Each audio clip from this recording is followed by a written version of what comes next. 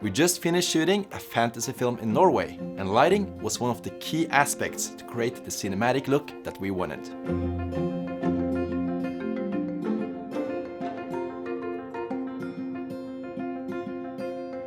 For the project, we used lamps from Godox, particularly the UL150 and the VL300.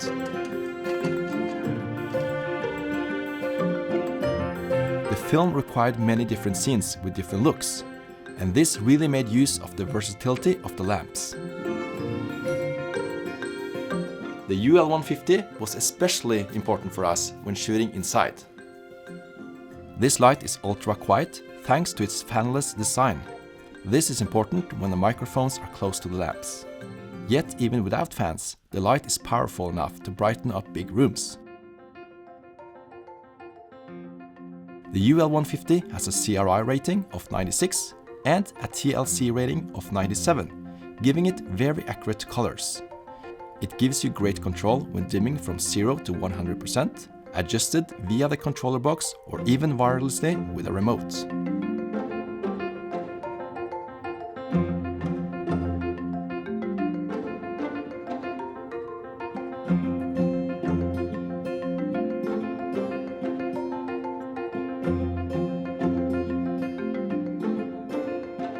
We used the VL300 when we needed a bit more luminance, particularly outdoors. At 300 watts, this was what we needed to lighten up many of the scenes in the forest.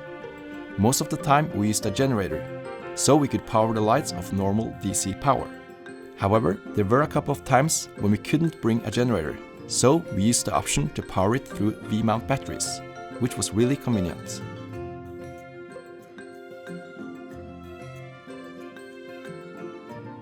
As with the UL150, the VL300 has a CRI rating of 96 and a TLCI rating of 97, so we didn't have to worry about the colors being off.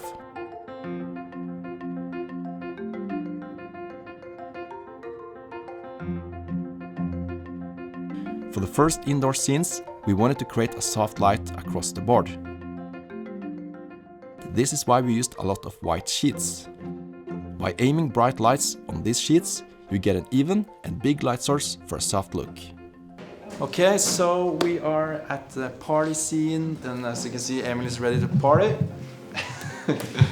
Bed sheets, this works really well because it has texture to it. Texture, so, yes, of course. Yeah. Exactly. So, and it also blends all the light very evenly throughout the room. So if you just have one source like this, it's quite easy to get like the general exposure up in the room just by using one sheet. Yeah. This is supposed to be cold, like the moon, and then I'll try to balance that out on the left-hand side.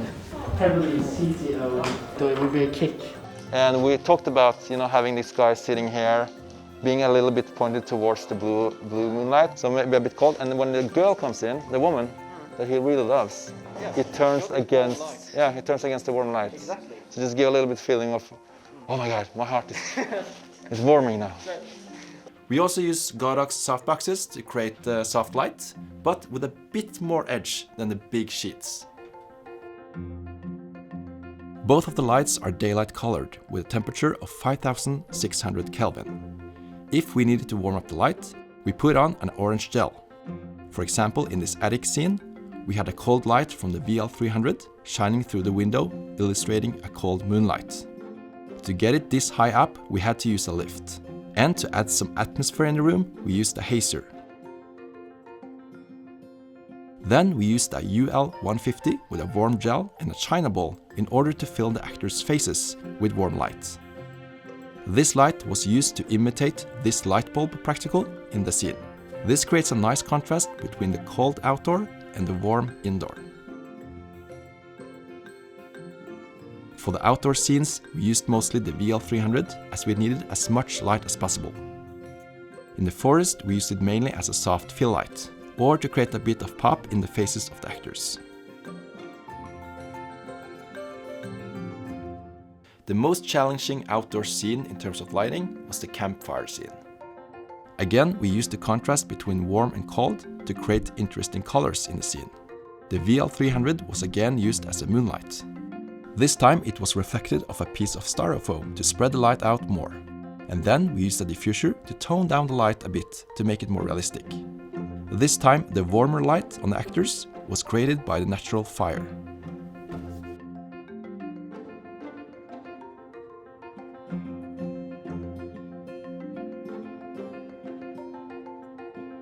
It's a wrap, we're finally done. 5 days of intense shooting. If you want to see the full behind the scenes on how we created a fantasy short film using these lamps, check out the Andy X YouTube channel. Bye!